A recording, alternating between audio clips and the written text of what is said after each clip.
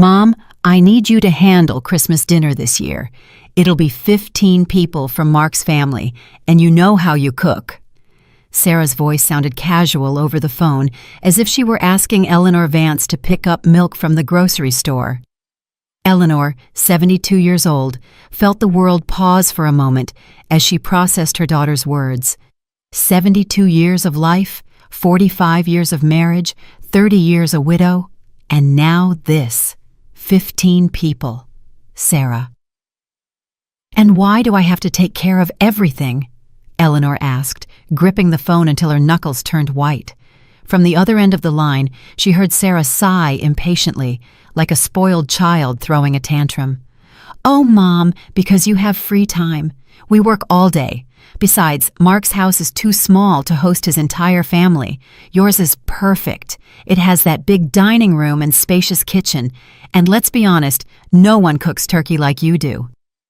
Eleanor closed her eyes and leaned against her kitchen wall, the same kitchen where she had prepared thousands of meals for Sarah when she was little, where she had waited up when Sarah came home late from teenage parties, where she had cried silently after her husband's funeral. It was as if her daughter had completely forgotten who was the mother and who was the daughter. "Sarah, honey, I'm not a domestic worker. I'm your mother." "Please, Mom, don't be dramatic. It's just a family dinner. You can buy everything, and I'll give you the money afterward. Mark already talked to his mom, Brenda, and she's bringing the desserts. You just need to take care of the main course, side dishes, appetizers, and clean the house before and after. You know, the usual." The usual. Eleanor felt a bitter laugh rise in her throat. When had it become normal for her to be the servant of her own family? When had she accepted being treated as if her time, her energy, her dignity were worth nothing? "And Mom, one more thing. Mark's family is a bit particular about food. Nothing too spicy. Aunt Carol can't eat gluten, Cousin Matthew is vegetarian, and Mark's grandma only eats very well-done meat. Oh, and we need red wine, but not too expensive because it's a lot of money in the end." Eleanor remained silent, feeling each word from Sarah like a slap. It wasn't just the Christmas dinner. It was a lifetime of small humiliations that had accumulated like raindrops into a storm. It was the 15 people, said so naturally, as if preparing food for 15 demanding strangers was as simple as boiling water for tea. "And what are you going to do, Sarah, while I'm cooking for your husband's entire family?" "Oh, Mom, I'll be there helping, of course. I don't know. I'll set the table and serve the drinks. Mark will be busy tending to his family. You know how these family gatherings are." Eleanor felt something break inside her chest. It wasn't her heart. It was something deeper. It was her patience, her infinite capacity to say yes, her need to be the perfect mother who never caused problems. For 72 years, she had been the woman who solved everything, adapted to everything, who smiled even when her world was falling apart. "Sarah, I have a question for you. When was the last time Mark and his family invited me to something? When was the last time they treated me like the grandmother of their future children and not as the free domestic worker?" "Mom, don't start that. They appreciate you very much. It's just, well, you know how Mark is with his things. He's shy." Shy. Mark, who had never had trouble borrowing money when he needed to fix his car. Mark, who had never been shy about letting Eleanor pay for dinner when the four of them went out together. Mark, who had never been shy about using her house as a free hotel when his parents visited from out of town. "All right, Sarah, I understand perfectly." Eleanor's voice had changed. It no longer sounded like the usual understanding and available mother. It sounded cold, calculated, different. Sarah seemed to notice because her tone became sweeter, more manipulative. "That means yes, Mom? You'll take care of everything? I promise it's going to be a beautiful Christmas, and everyone will remember how amazing you are at cooking." Eleanor looked out her kitchen window at the garden she had cared for decades, the roses she had planted when Sarah was a child, the rusty swing where she had pushed her granddaughter, who now lived in another city and barely called. Her whole world had become small, reduced to being useful to others. "Sarah, my love, I have news for you. Your husband and his relatives are coming for Christmas." "Perfect. Then I'm going on a trip, and you can take care of everyone because I'm not a babysitter, much less an employee." The silence on the other end of the phone was deafening. Eleanor could almost hear her daughter's panicked thoughts. She imagined Sarah's pale face, her eyes wide with horror at the possibility of having to organize a dinner for 15 demanding people herself. "What? Mom, you can't be serious. A trip? Where? With whom? Mom, this is ridiculous. Everything is already planned." "Everything is planned by you, Sarah, without asking me if I wanted to be part of those plans." Eleanor hung up the phone with trembling hands and stared at the receiver as if it were a strange object. For the first time in decades, she had said no. For the first time in her life, she had set boundaries, and the feeling was as terrifying as it was liberating. She walked slowly toward her living room, where photographs of a lifetime watched her from the shelves. There was Sarah at 5 years old, in her pink polka dot dress, smiling toothlessly in the garden. There was her late husband, Robert, handsome and young in his military uniform, before life hit them with bills, illnesses, and disappointments. There were photos of Sarah's first Christmases, when Eleanor believed that being a mother was all she needed to be happy. When had all this begun? When had she stopped being Eleanor, the woman with her own dreams and desires, to become simply Sarah's mom? She remembered the day Robert died 30 years ago. Sarah was barely 15 years old, and Eleanor promised herself that she would be both father and mother, that her daughter would never lack anything, and she kept that promise. She worked double shifts at the factory until her hands became rough and her shoulders stooped. She sold her wedding jewelry to pay for Sarah's college. She gave up the possibility of falling in love again because Sarah needed stability. She swallowed her loneliness for 30 years because her daughter was the most important thing. When Sarah married Mark 5 years ago, Eleanor thought she could finally live a little for herself, that her daughter, now adult and established, would no longer need so much from her. How naive she had been. The first favor came 2 months after the wedding. "Mom, can you lend us $2,000 for the down payment on Mark's car? We'll pay you back next month." Next month never came, but more favors did. "Mom, can you watch the house while we're on a late honeymoon in Cancun?" "Mom, can you host Mark's parents when they visit? Our house is too small." And Eleanor always said yes, always smiled, always available. She walked to her bedroom and opened her nightstand drawer, where she kept her important documents. There was the notebook where she recorded all family expenses. For years, she had kept meticulous records, not out of distrust, but out of habit as a working woman who knew the value of every cent. The numbers hit her like a punch to the stomach. In the last 5 years, she had spent over $15,000 on Sarah and Mark. $15,000 that had come from her pension, from her lifelong savings, from the money she had saved for her own medical expenses when she got older.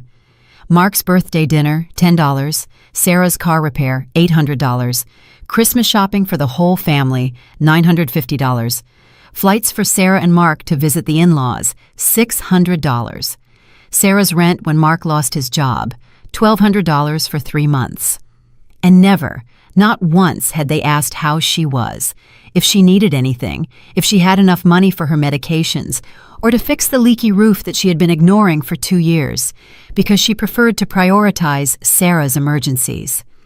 She sat on the edge of her bed and for the first time in years allowed herself to cry.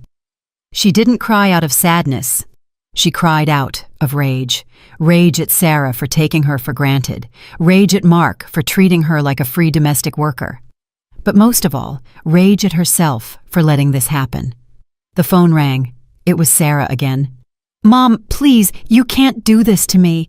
I already told Mark you were going to cook. He already invited his whole family. What am I going to do now? I don't even know how to cook for so many people." "Learn," Eleanor replied with a calm she didn't know she possessed. "Mom, this is absurd. Cancel that ridiculous trip. Where are you going to go alone? With what money? Let's be realistic. You can't travel alone at your age." At her age. as if being 72 had automatically turned her into an invalid who needed permission to make her own decisions, as if being a grandmother forced her to forever give up being a woman with her own desires. "Sarah, I have enough money to travel. The same money I've been spending on you for years." "What are you talking about? We've never asked you for money." The lie was so blatant that Eleanor felt nauseous. Had Sarah really forgotten all the loans she never repaid, or had she simply decided they didn't count because they came from her mother? "Sarah, I have all the receipts, all the proof. Every cent I've spent on you for 5 years is documented." Silence. Then Sarah's voice, smaller, more insecure. "Mom, that's different. We're family? Families help each other." "You're right, my love. Families help each other. When was the last time you helped me?" More silence. Eleanor knew Sarah was desperately doing a mental inventory, trying to remember some gesture of generosity toward her mother.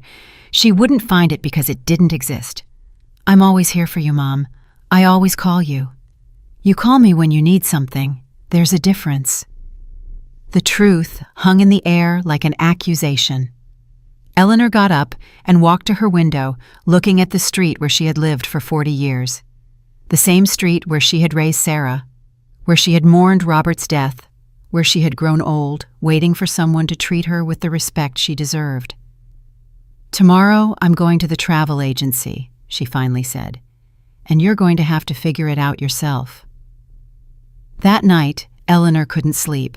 She lay awake staring at her bedroom ceiling, listening to the familiar sounds of her house, the hum of the old refrigerator, the persistent drip from the bathroom she had never fixed because there was always something more urgent to pay for, the creak of the old timbers settling with the years. At 3 a.m, she got up and walked to the kitchen.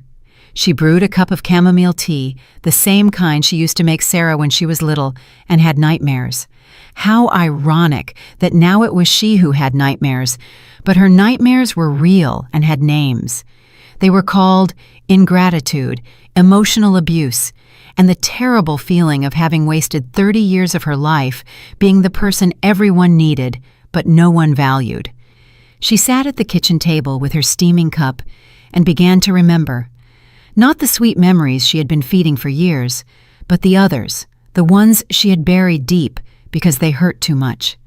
She remembered the first time Sarah had made her feel small. It was 3 years ago at her neighbor's baby shower. Sarah had arrived late, as always, and when someone commented on how elegant Eleanor looked in her new dress, Sarah had said, "Oh yes, Mom bought new clothes. I hope she didn't spend too much. You know how old people are with money." Old people. As if being old was synonymous with being irresponsible. As if her 72 years of experience working and managing money meant nothing compared to Sarah's 28 years living from favor to favor. She remembered the day Mark had eaten at her house for the first time when he had just started dating Sarah. Eleanor had cooked for hours. Chicken in green sauce, saffron rice, refried beans, handmade tortillas, 3 different types of salsa. Mark had eaten without looking up from his plate, without a thank you or a "this is delicious." In the end, he had audibly burped and said, "It's all right, but my mom Brenda puts more chili in hers." Sarah had laughed. Her own daughter had laughed at the insult to her mother. She remembered all the Christmases when she had cooked for 10, 12, 15 people from Mark's family while they sat in her living room watching television and criticizing everything. The house was too cold, the music too loud, the decorations too simple, and Sarah never defended her. Never. She remembered the day she had to go to the emergency room because she had deeply cut her hand while cooking for Mark's birthday. Sarah had arrived at the hospital 2 hours later, not because she had been busy, but because she had been at the beauty salon. "Oh, Mom, was all that drama necessary? It's just a few stitches." Just a few stitches, as if her mother's pain was always just something insignificant. She remembered when she had sold Robert's engagement ring, the only valuable keepsake she had of her late husband, to lend Sarah $3,000 when Mark had lost his job. Sarah had promised to pay her back in 3 months. That had been 2 years ago. She remembered the time she had been sick with the flu for a week, so ill she could barely get out of bed. And Sarah hadn't come to see her even once. But the same day she felt better, Sarah had called her to ask her to water the plants at her house because they were going on a romantic weekend getaway. And she remembered, with a clarity that surprised her, the exact moment when she had stopped being a person to become a function. It had been the day of Aunt Helen Vance's funeral, Robert's sister. Eleanor had been crying because she terribly missed her sister-in-law, with whom she had shared so many years of confidences and laughs. Sarah had approached, but not to comfort her. She had approached to whisper in her ear, "Mom, stop crying so much. People will think you're overreacting. Besides, I need you to go early tomorrow to pick up my dress from the dry cleaner. I need you to go." Not could you or would you mind. I need you to go, as one tells an employee. Her tea had grown cold in her hands, but Eleanor hadn't noticed. She was too busy processing 30 years of small deaths, small humiliations, moments when she had swallowed her dignity to maintain family peace. The phone rang again. It was 4 a.m. "Mom, are you awake? I can't sleep thinking about this. Mark is furious with me. He says, how am I going to sort out dinner? His parents already bought their plane tickets. You can't do this to me." Sarah's voice sounded desperate, but Eleanor no longer felt the automatic urge to rescue her.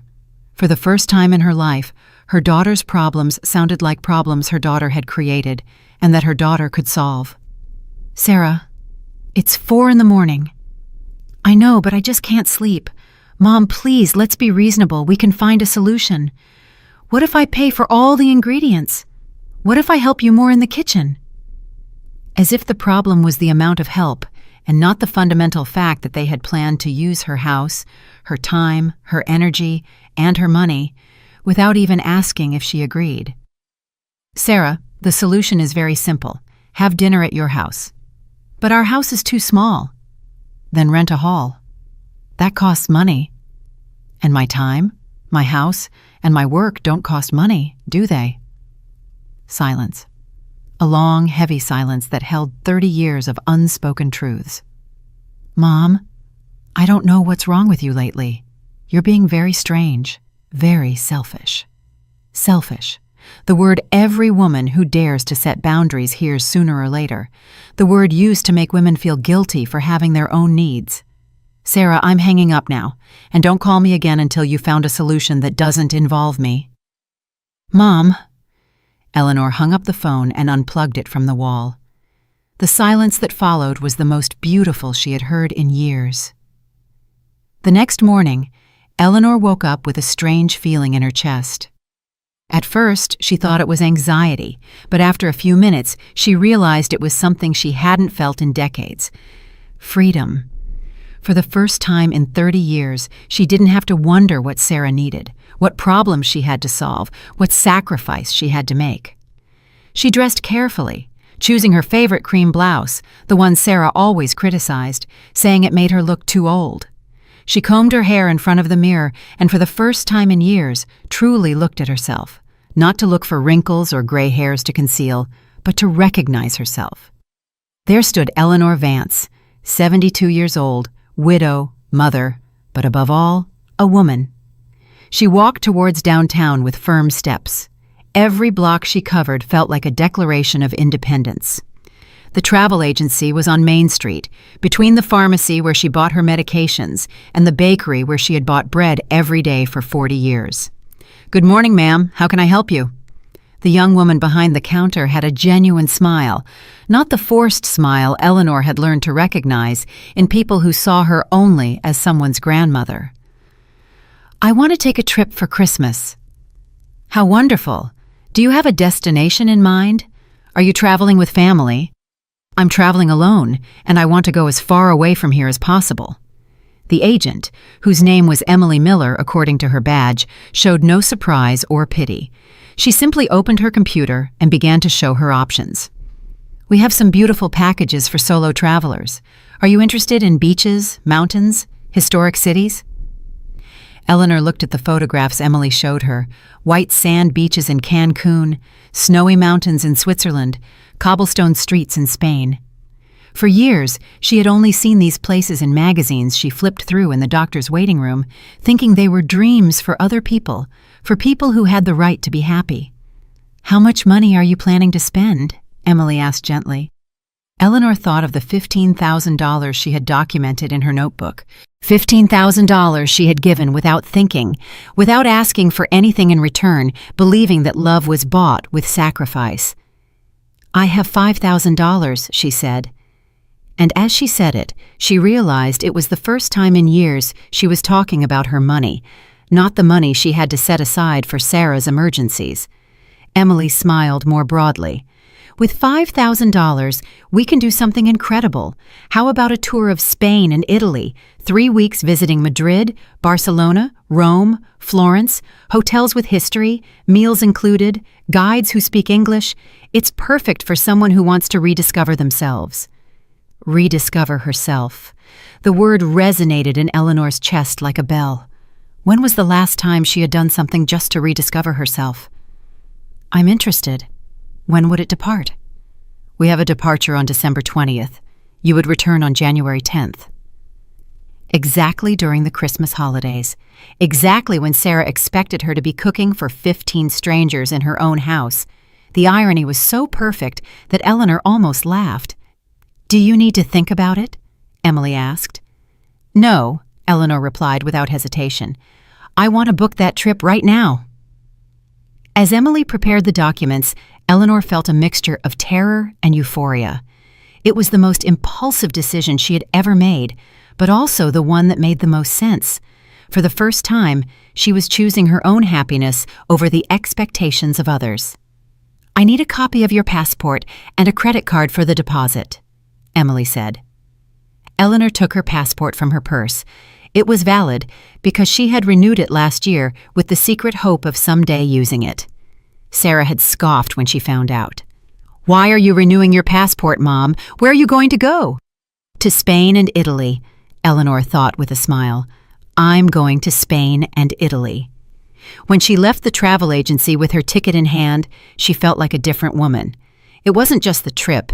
It was what the trip represented, the decision to live for herself. Her cell phone rang. It was a message from Sarah. "Mom, Mark says if you don't cancel that ridiculous trip, he's going to tell his whole family you're selfish and ruined Christmas. Is that what you want?" Eleanor read the message twice. The first time with the old instinct of panic and guilt. The second time with a new, cold clarity. Mark, who had never worked more than 6 months in a row. Mark, who had lived in her house for 3 months without paying rent.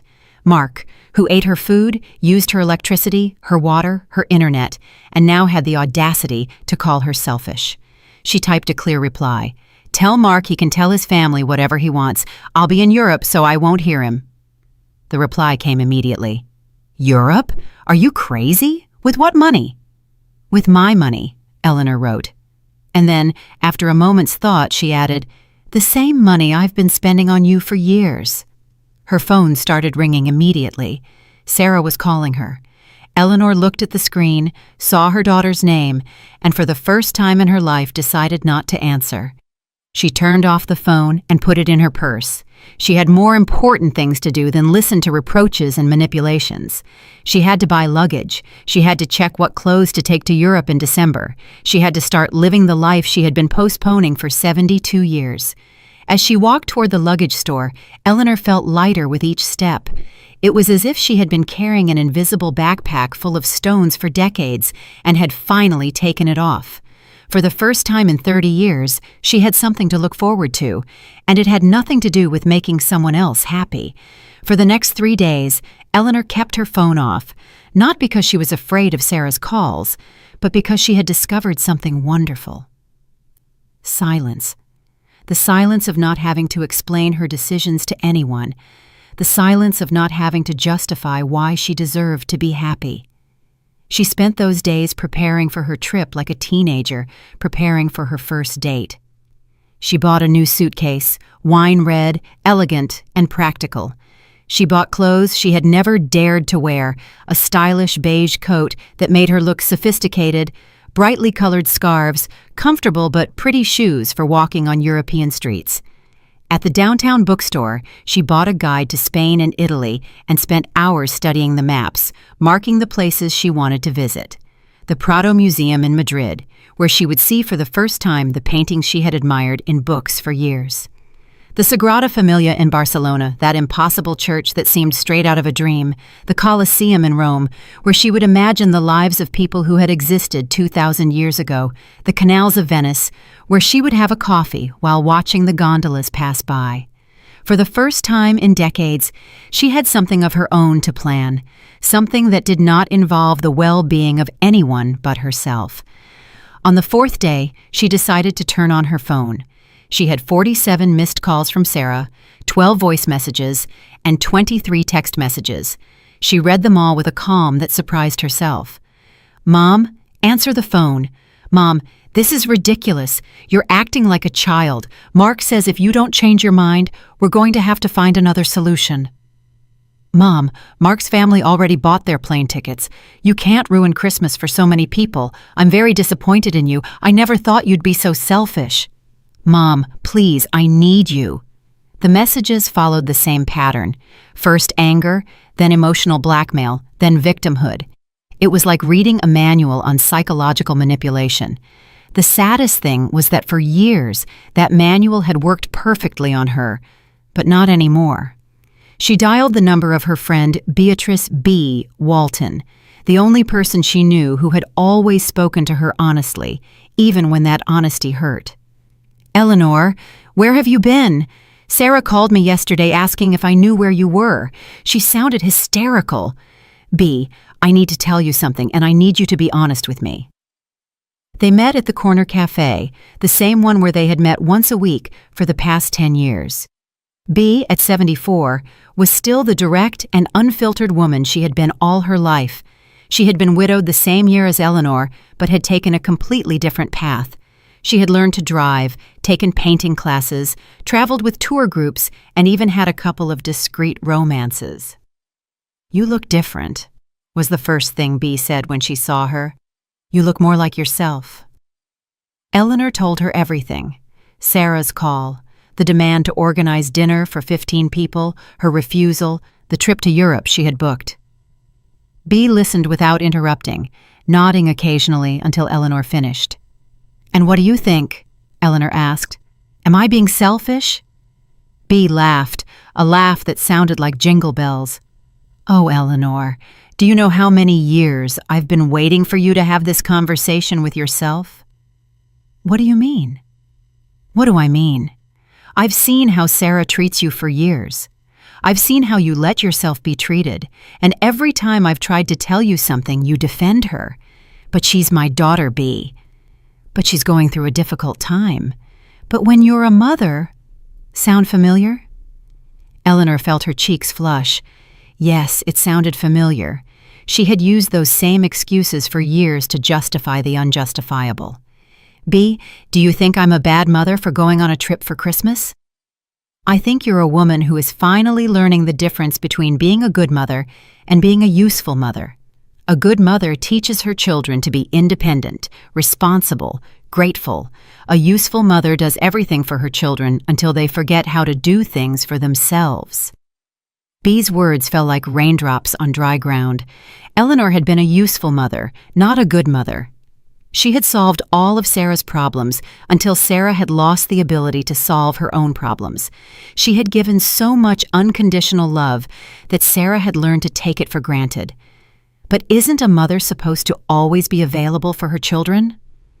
"Eleanor, Sarah is 33 years old. She's not a child. She's an adult woman who is married and has her own home. If at 33 she can't organize a Christmas dinner without her mom doing everything, the problem isn't you. The problem is you never taught her she could do it herself. But after Robert died, I wanted to do everything for her. And that was fine when she was 15, but you kept being everything to her when she was 20 and 25 and 30. And now she believes that's your job, that you exist to solve her problems." Eleanor remained silent, processing her friend's words. It was painful to recognize that perhaps she had loved Sarah in the wrong way, that by trying to protect her from everything, she had made her incapable of protecting herself. B. What do I do if she never speaks to me again? Then you'll discover if she really loves you, or if she just loves what you do for her. The truth was simple and terrible. For years, Eleanor had confused being necessary with being loved. She had believed that as long as Sarah needed her, she would love her. But true love doesn't come with a list of requirements. True love isn't conditioned on usefulness. Do you know what's the saddest thing about all this? B asked. That Sarah doesn't even really know who you are. She only knows the version of you who solves problems and gives money. She doesn't know Eleanor the woman, the one who has her own dreams and deserves respect. For the first time in days, Eleanor felt like crying, but not out of sadness, but out of relief. Someone saw her. Someone understood that she was more than a maternal function. Go to Europe, B said, taking her hand. Go and rediscover who you are when you're not being someone else's mom. The next day, Eleanor decided it was time to confront the situation directly. She couldn't go to Europe with the weight of an undeclared war. She needed to talk to Sarah face to face one last time to set boundaries definitively. She turned on her phone and dialed her daughter's number. Mom, finally, where have you been? I've been so worried. Mark says you probably hit your head, and that's why you're acting so weird. There it was again. The false concern, immediately followed by an explanation that made her look like a senile old woman. Mark, of course, had a medical theory about her behavior. Mark, who had never shown genuine concern for her well-being. Sarah, I need you to come to my house. We need to talk. Talk about what? About canceling that ridiculous trip and sorting out Christmas dinner like adults? Come at 3 p.m. and come alone. Alone? Why? Mark also wants to talk to you. He says you need to understand the reality of the situation. The reality of the situation. According to Mark, the man who had lived in her house for 3 months without paying rent, now wanted to explain reality to her. Sarah, either you come alone or you both leave. I'm not negotiating this. Sarah entered with a look of annoyance, like a teenager who had been unfairly punished. She sat on the sofa with her arms crossed, radiating resentment. Mom, this has to stop. You're acting like a spoiled child. The whole family is talking about you. What family, Sarah? Mark's family, who has never invited me to anything? The family who only knows me as the woman who cooks for free for their gatherings? That's not true. They appreciate you very much. When was the last time any of them asked me how I was? When was the last time they brought me a gift, or invited me to eat, or just called me to chat? Sarah opened her mouth to answer, but remained silent. Both knew the answer. Never. Sarah, for 5 years, I've been your husband's family's unpaid domestic worker, and for 5 years you've been okay with that. That's not true. We always treat you. What, Sarah? You've always treated me with respect, always considered my feelings, always valued my time? Eleanor got up and went for her expense notebook. She placed it on the coffee table, opened to the page where she had made the total. $15,000. That's what I've spent on you in 5 years. Money that came from my pension, from my savings, from the money I should be saving for my old age. Sarah looked at the numbers with wide eyes. Mom, we never asked you to keep track. You're right. You never asked me to keep track, nor did you ask my permission before spending my money. You just assumed it was available to you. But we're family. Families help each other. Tell me, Sarah, how have you helped me in these 5 years? Silence. A silence so profound you could hear the ticking of the wall clock in the kitchen. I'm always here when you need me. When have I needed you, Sarah? Give me an example. More silence. Sarah was desperately searching her memory for a time when she had given instead of received. When you were sick, when I was sick with the flu last year, you didn't come to see me even once. I found out later you had been at the spa with Mark's friends. Sarah's cheeks turned red. It's just, I didn't know you were that bad. I sent you 3 messages saying I felt very sick. You never replied. Mom, you can't nitpick every little thing now. They're not little things, Sarah. They're 30 years of little things that accumulated into this, into a relationship where I give everything and you receive everything, and the day I decide to set boundaries, I'm the bad one. Sarah began to cry. Not the genuine cry of someone who understands the harm they've caused, but the manipulative cry of someone who knows tears have worked before. Mom, you can't leave for Christmas. You can't leave me alone with this problem. Sarah, you created this problem. You told Mark's family I was going to cook without asking me. You assumed my house, my time, and my money were at your disposal. This isn't my problem to solve. But I don't know what to do. I don't know how to cook for so many people. Learn. Hire a catering service. Order food. There are 100 solutions that don't involve me. That costs money. And my work doesn't cost money, does it? Sarah wiped her tears and changed tactics. Mom, if you do this, Mark is going to be very upset with me. He says if his family feels unwelcome, it'll be my fault. Then maybe it's time Mark learns to solve his own family problems instead of delegating them to his mother-in-law. You can't talk about my husband like that. I can, and I will. Mark is a 35-year-old man who has never organized a family gathering in his life because he's always had women do it for him. First his mom, Brenda, now me. When is he going to grow up? Sarah stood up from the sofa in a fury. I see what's happening. You're jealous because I'm not just yours anymore. You're jealous of Mark. The accusation was so absurd that Eleanor almost laughed. Sarah, I'm not jealous of Mark. I'm tired of being his free domestic worker. You know what, Mom? Go on your stupid trip. We'll sort this out without you. And when you come back and feel lonely, don't come crying. Sarah stormed out, slamming the door so hard the whole house shook. Eleanor stood in the middle of her living room, breathing deeply. For the first time in 30 years, she had said exactly what she thought, and the world hadn't ended. The following days passed in a strange calm. Eleanor expected to feel guilty. She expected doubts, remorse, the little voice inside telling her she had been too harsh with Sarah. But that voice never came. Instead, she felt something she hadn't experienced in decades: peace. She woke up each morning without the anxiety of wondering what problem of Sarah's she would have to solve that day. She ate breakfast in silence, reading the newspaper from cover to cover, something she hadn't done in years because she was always rushing to solve some family emergency. She took unhurried walks in the park, observing details she had ignored for years. The autumn colors on the trees, elderly couples feeding the ducks, children playing with a freedom she had forgotten existed. One afternoon, while organizing her clothes for the trip, the doorbell rang.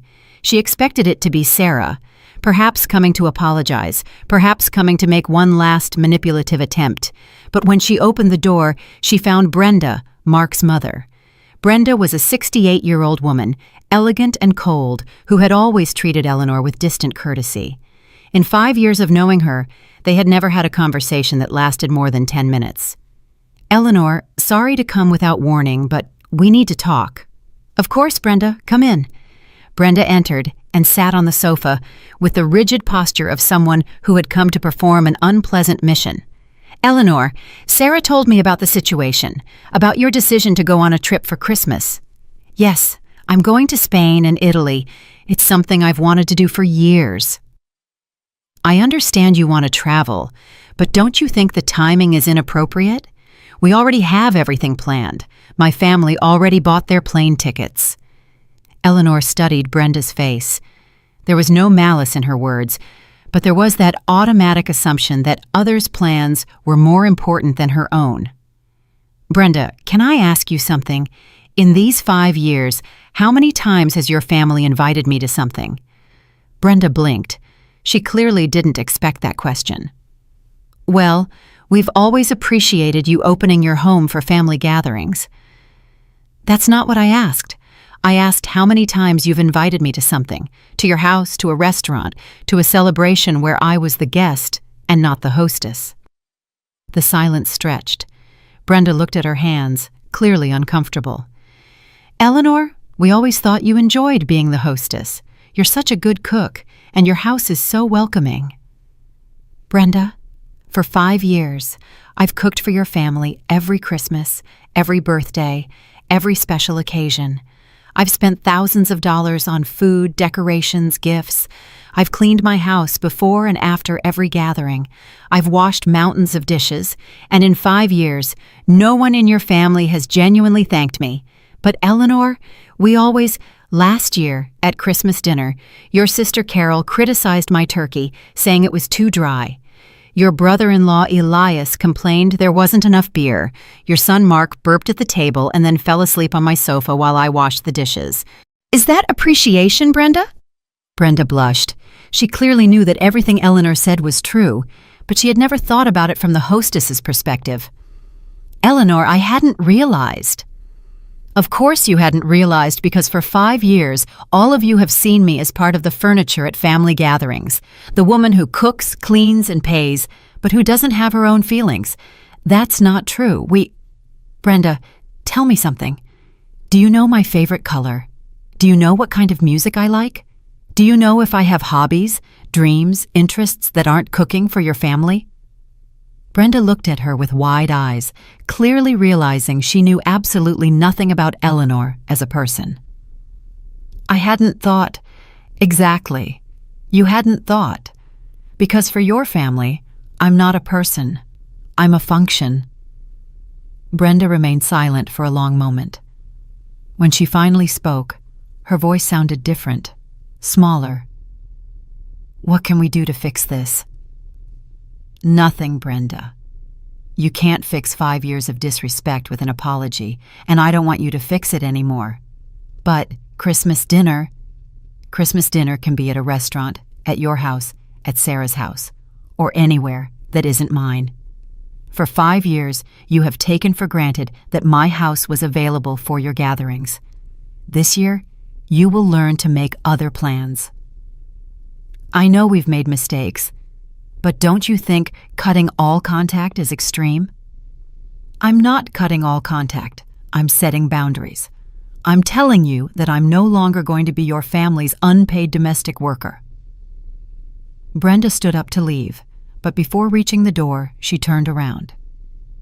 Can I ask you something personal? Of course. Have you ever been happy doing all these things for us? The question hit Eleanor like a punch to the stomach, not because it was cruel, but because it was genuine. And the answer was devastatingly honest. No, Brenda, I haven't been happy. I've been so busy being useful that I forgot how to be happy. Brenda nodded slowly, as if finally understanding something important. I hope you find that happiness on your trip. After Brenda left, Eleanor sat in her kitchen with a cup of tea. For the first time, someone from Mark's family had recognized that she had a right to be happy. It was a small step, but it was something. She looked at the calendar on the wall. 5 days until her flight. 5 days to leave behind 30 years of being the woman who solved others' problems and start being the woman who lived her own life. The phone rang. It was Bea. How's everything, Eleanor? I think I'm finally learning the difference between being needed and being respected. And how does that feel? Eleanor smiled, a genuine smile that no one could see, but that could be felt through the phone. It feels like freedom. The day before her flight, Eleanor woke up with a feeling of anticipation she hadn't felt since she was a child waiting for Christmas. She had everything ready, her suitcases carefully packed, her documents organized in a special folder, the perfect clothes for every occasion she had imagined. But more important than all that, she had something she had lost decades ago. Hope. She bathed calmly, chose her favorite dress, the terracotta color Sarah always criticized, saying it made her look too flashy, and put on makeup in front of the mirror, not to look younger or to hide wrinkles, but to celebrate the woman she had rediscovered. Every line on her face told a story, and for the first time in years, she was proud of that story. As she ate her last coffee at home for breakfast, the doorbell rang. Her heart skipped a beat, thinking it might be Sarah coming to make amends, but when she opened the door, she found something completely unexpected. An older gentleman, elegant, with flowers in his hands. Mrs. Eleanor Vance? Yes, that's me. My name is David Hawthorne. I'm Emily's father, the travel agent who organized your trip to Europe. Eleanor looked at him, confused. Why would Emily's father be at her door? "Emily told me about you," David continued with a warm smile. "She told me you're a brave woman who's going to travel alone to Europe for the first time. And I'm also planning the same trip, the same dates, almost the same itinerary."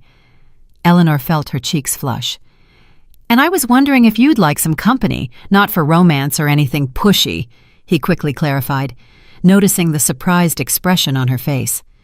"Just to have someone to share a meal with once in a while, someone to take your picture when you're in front of the Leaning Tower of Pisa." It was so unexpected, so outside everything she had imagined for her trip, that Eleanor didn't know what to say immediately. For months, she had visualized this trip as her declaration of independence, her moment of chosen solitude. But there was this man, David, offering her something she hadn't considered, company without obligations.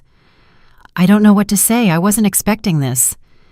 "Emily showed me a picture of you when you were at the agency, not to invade your privacy," he hastened to explain, "but because I had told her I hoped to meet interesting people on the trip. She told me you had a smile that showed strength and sadness at the same time. That description intrigued me." Eleanor truly looked at David for the first time. He was probably 75, with neatly combed silver hair, kind eyes behind elegant glasses, and a posture that spoke of dignity without arrogance.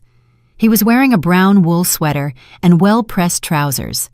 He wasn't handsome in the traditional way, but there was something about him that radiated calm and respect. "Can I ask why you're traveling alone?" "My wife died 2 years ago. Cancer. During the last year of her illness, I promised her that if she left before me, I wouldn't stay home feeling sorry for myself. I promised her I would travel, that I would see places, that I would live for both of us." His voice softened. "This is my first big trip without her." Eleanor felt an immediate connection to his story. Both were escaping versions of themselves they no longer wanted to be. Both were looking to rediscover themselves in distant places. "And what do you hope to find in Europe?" David smiled. "I hope to find the man I was before I became just Maria's husband. I hope to remember what I liked to do when I wasn't taking care of someone else." The words resonated in Eleanor's heart like bells. It was exactly what she had been feeling but hadn't known how to express. "David, I have to be honest with you. This trip is very important to me. It's the first time in 30 years I'm doing something completely for myself. I don't want to compromise it with romantic expectations." "Oh, Mrs. Eleanor," he interrupted gently, "I don't want complications either. I just want the possibility of sharing an intelligent conversation once in a while and having someone tell me if I have food in my teeth after eating pasta in Rome." Eleanor laughed, a genuine laugh that surprised herself. It had been so long since she had laughed like that, without reservations, without worrying about how it sounded or if it was appropriate. "You know what, David? I think I'd like that company." "Seriously?" "Seriously, but with one condition." "Tell me." "Each of us pays our own expenses. No old-fashioned chivalry where the man feels obligated to pay for everything. I have my own money, and I want to use it." David smiled more broadly. "Mrs. Eleanor, I think we're going to get along very well." He gave her the flowers, white and yellow daisies, simple and beautiful, and left, not without first giving her his card with his phone number and the details of his hotel in Madrid. After he left, Eleanor stood with the flowers in her hands, feeling like a teenager. Not because David was a romantic interest, it was still too soon to think about that, but because someone had seen something more in her than a useful mother or an available grandmother. Someone had seen an interesting woman. She put the flowers in a vase and placed them on the kitchen table. Tomorrow she would be on a plane to Madrid, and for the first time in decades, she didn't know exactly what to expect. That uncertainty that once would have terrified her now excited her. The phone rang. It was Sarah. "Mom, your flight is tomorrow, right?" "Yes, tomorrow." There was a long pause. "Mom, I don't want you to leave angry with me." "I'm not leaving angry, Sarah. I'm leaving free. Can we talk when you get back?" We can talk when you're ready to truly listen. Another pause. I love you, Mom. I love you too, Sarah, but I'm no longer going to confuse love with unlimited availability. After hanging up, Eleanor prepared her last dinner at home before the trip. Nothing elaborate, just a simple soup and a salad. She ate slowly, savoring each bite, aware that tomorrow she would be dining in Madrid. For the first time in 30 years, she had something that was completely hers, a future full of possibilities. 3 weeks later, Eleanor was sitting on a small terrace overlooking the Mediterranean in Barcelona with a cup of café con leche that tasted exactly as she had dreamed it would. The late Mediterranean sun caressed her face as she wrote in a new journal she had bought in Madrid, something she hadn't done since she was a teenager. Day 21 in Europe, she wrote in careful script. Today I understood something important. Happiness is not a prize you receive after years of sacrifice. Happiness is a choice you make every day. David approached with 2 ice creams, a lemon one for her and a chocolate one for him. During the 3 weeks, they had developed an easy and comfortable friendship. He was a perfect travel companion, cultured without being pretentious, funny without being a clown, attentive without being intrusive. They had walked together through the Prado Museum, gotten lost together in the streets of Rome. They had laughed together when he tried to speak Italian with a Spanish accent and ended up asking for shoes with cheese instead of pasta with cheese. Writing your memoirs? David asked, sitting in the chair next to her. Writing my new story, Eleanor replied, the one that starts at 72. Her phone had rung several times during the trip. Messages from Sarah, some desperate, others furious, others manipulative. The first few days she had read them all, feeling pangs of guilt, but gradually she had developed a new perspective. Sarah's problems were no longer emergencies she had to solve. They were lessons Sarah had to learn. The last message she had read, sent 2 days ago, was different. Mom, we had to cancel Christmas dinner. Mark and I had a big fight about who was going to take care of everything. In the end, we decided we weren't ready to organize something so big. His parents are disappointed with us, not with you. I think I understand a little better why you left. I hope you're doing well. Eleanor had read that message 3 times. She felt no triumph or satisfaction, just a quiet confirmation that she had made the right decision. Sarah was learning, perhaps for the first time in her adult life, that actions have consequences and that there wouldn't always be someone else to solve her problems. What are you thinking about? David asked, noticing her thoughtful expression. That for 70 years I believed my worth as a person depended on how useful I was to others. I believed love was earned by being indispensable. And now? Now I know that true love doesn't have to be earned. It either exists or it doesn't. And people who truly love you don't disappear when you stop being useful. David nodded. During the 3 weeks, they had shared many deep conversations. He had told her about the years he spent caring for Maria, how he had gradually lost his individual identity in the process of being the perfect husband. She had told him about 30 years of being the perfect mother until she realized that perfection had made her invisible as a person. Do you know what's the strangest thing? Eleanor said. During this entire trip, I haven't cooked a single meal for anyone else, and I don't miss it. I thought I would miss it, but I don't. What do you miss? I miss the version of myself that existed before I became a maternal function. The woman who read books for pleasure, who had her own opinions about movies, who dreamed of traveling. That woman was asleep for 30 years, but she wasn't dead. The sun began to set over the Mediterranean, painting the sky with colors that had no name. Tomorrow would be her last day in Europe before returning home. But home no longer sounded like a prison. It sounded like a place where she could continue to be the woman she had rediscovered on this trip. David, can I confess something to you? Of course. When I was young, before I got married, I wanted to be an art teacher. I never told anyone because it seemed like a silly dream. After I got married, after Sarah was born, after Robert died, there were always reasons to postpone that dream. And now I think 72 years is not too late to be who I always wanted to be. David smiled. You know what? I have a confession too. I always wanted to learn to play the piano. Maria used to say we were too old to learn new things.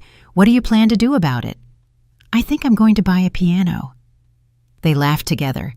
The laughter of two people who had discovered that life doesn't end when you turn 70, that perhaps, in some strange way, it's just beginning.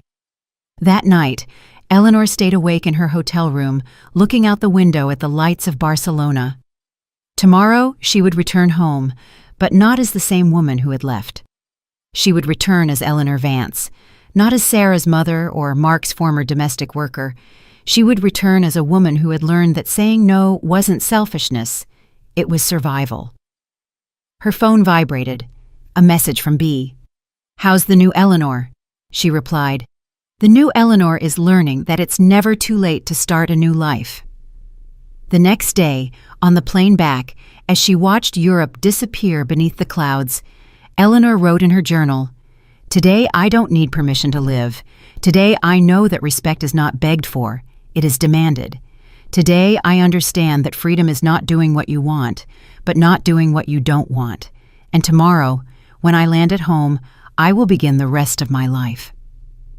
She closed the journal and leaned back in her seat. For the first time in 72 years, the future belonged entirely to her. It wasn't revenge, it was liberation, and it felt exactly like flying.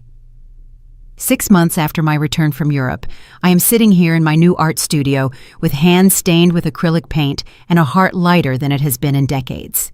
I never thought that at 73 I would be learning to mix colors and discovering that I have a natural talent for painting landscapes. The house feels different now. It is no longer a place where I await desperate calls or unexpected visits asking for favors.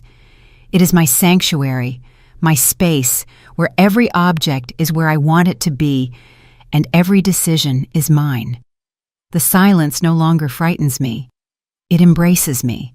Sarah and I talk now, but differently. At first it was difficult.